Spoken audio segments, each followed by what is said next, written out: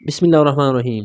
آج ہم ایک اور اہم ٹاپک کو ڈسکس کرتے ہیں جو خاص کر پاس اسٹڈی کلاس 9 کے حوالے سے ہے، وہ ہے 14 points of the Quaid Azam محمد علی جناح رحمہ اللہ۔ قائد اعظم کی جو 14 نکات ہیں، یقیناً ایک تاریخی اور دلچسپ پوائنٹ ہے جو کہ اس نے جو نہرو رپورٹ فوج پیش ہوا تھا، اور اس کے مقابلے میں یہ 14 نکات قائد اعظم محمد علی جناح نے پیش کی۔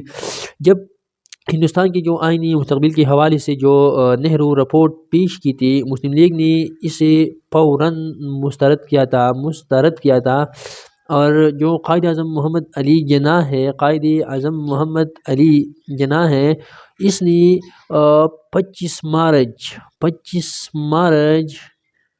اور 1929 کو ایک اجلاس بلایا اور اس اجلاس میں قائد اعظم محمد علی جناح نے ایک قرارداد پیش کی اور وہ قرارداد اسی وقت منظور ہو گئے اور اسی طرح قائد اعظم محمد علی جناح نے اس اجلاس سے مخاطب ہوئے۔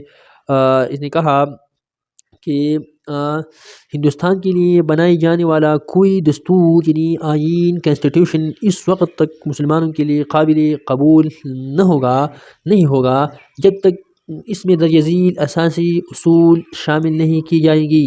یعنی اس سے پہلے جو نہرو رپورٹ پیش ہوا تھا وہ اچھا نہیں تھا، اس میں مسلمانوں کے لیے کوئی فائدے کی کوئی بات نہیں تھی، اور جو میثاق لکھنؤ ہوا تھا اس کی خلاف ورزی بھی کی گئی تھی، جس کے مقابلے میں قائد اعظم محمد علی جناح نے زبردست کام کیا، اور وہ یہ کہ یہ 14 پوائنٹ پیش کیا۔ ٹھیک ہے، یہ اس کا جو ہسٹری ہے، بیک گراؤنڈ ہے، وہ ہم نے آسان الفاظوں میں ڈسکس کیا۔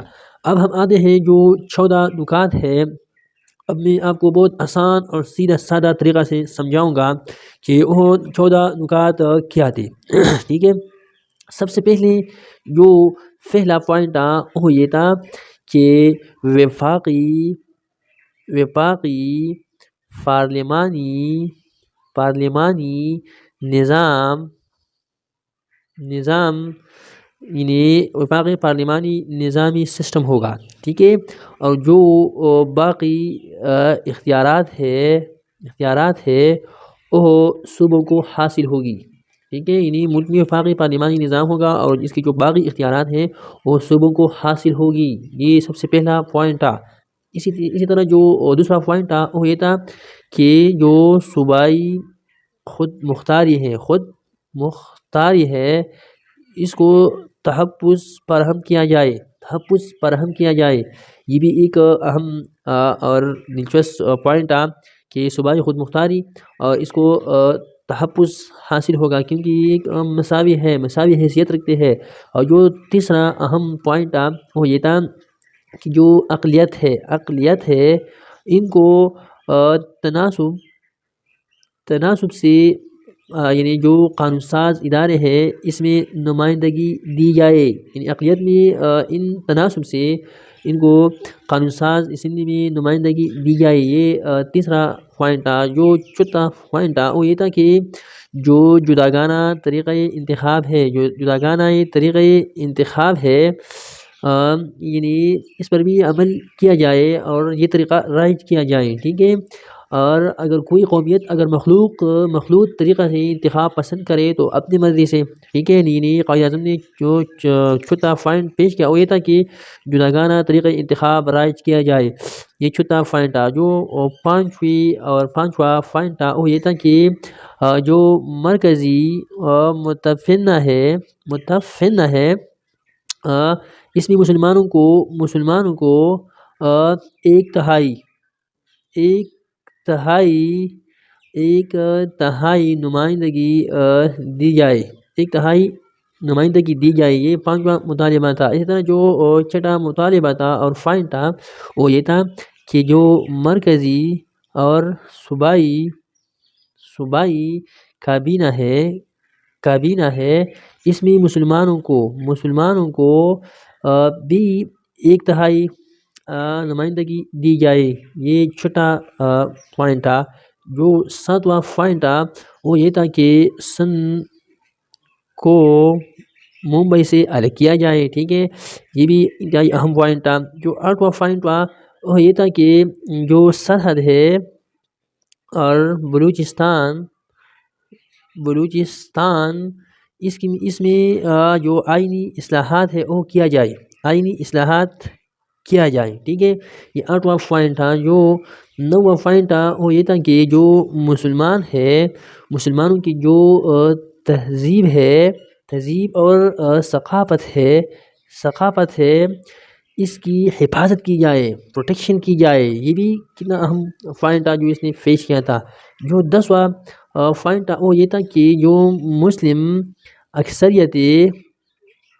اکثریتی صوبے ہے اس کی جو حدود اس میں ایسا رد و بدل نہ کیا جائے جس سے مسلمانوں کی اکثریت کو نقصان پہنچے، یہ کتنا اہم پوائنٹ تھا۔ جو مسلم اکثریتی حدود ہے اس میں ایسا رد و بدل نہ کیا جائے کہ اس سے مسلمانوں کو نقصان پہنچے، ٹھیک ہے، یہ کتنا اہم پوائنٹ تھا۔ جو 11واں پوائنٹ تھا وہ یہ تھا کہ جو تمام فرقوں کو مذہبی آزادی دی جائے، مذہبی آزادی، ٹھیک ہے، یہ بھی دی جائے تمام فرقوں کو، یہ بھی اہم پوائنٹ تھا۔ جو 12واں پوائنٹ تھا وہ یہ تھا کہ جو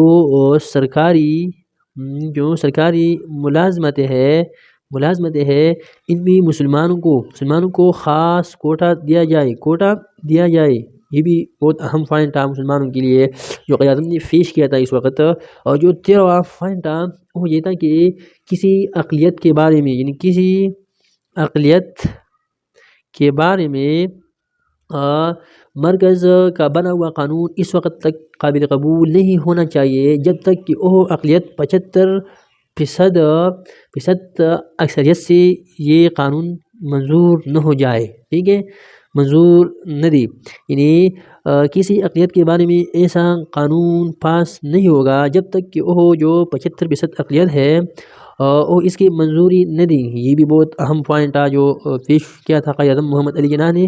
جو آخری اور 14واں پوائنٹ تھا وہ یہ تھا کہ کسی صوبے کی مرضی کے خلاف آئین میں ترمیم نہ کیا جائے، یعنی جب آپ کوئی ترمیم کرنا چاہتے ہیں وہ کسی بھی صوبے کے مرضی کے خلاف نہیں ہوگا، یعنی اس سے جو صوبہ ہے وہ بھی آگاہ کیا جائے گا تاکہ وہ اپنے خیالات کا اظہار کرے، تو پھر اس کے بعد ترمیم کیا جائے، یہ بھی بہت اہم پوائنٹ تھا۔ اور آپ اس پوائنٹ جو نہرو نے پیش کی تھی اس کا موازنہ کریں، یقیناً اس میں ایسی کوئی غلط بات ہے کہ اس نے پیش کی، یعنی اس میں مسلمانوں اور غیر مسلم دونوں کے لیے حقوق کی بات کی گئی تھی اور جو تاریخ کے اوراق میں موجود ہے۔ یقیناً قائد اعظم محمد علی جناح نے بہت زبردست اور تاریخی جو 14 پوائنٹ ہے وہ پیش کیا تھا، اور پیش کیا تھا جو نہرو رپورٹ تھا اس کے مقابلے میں پیش کیا تھا، کیونکہ جو نہرو رپورٹ تھا وہ مسلمانوں کے خلاف تھا، اس میں کوئی ایسا مثبت یعنی تجاویز نہیں تھا جس سے مسلمان خوش ہوتے، لہٰذا جو 14 پوائنٹ ہے آپ نے وہ یاد رکھنا ہے۔ یہ 25 مارچ 1929 میں قائد اعظم محمد علی جناح نے ایک اجلاس بلایا تھا جس میں انہوں نے فیصلہ کیا اور یہ 14 پوائنٹ پیش کیا۔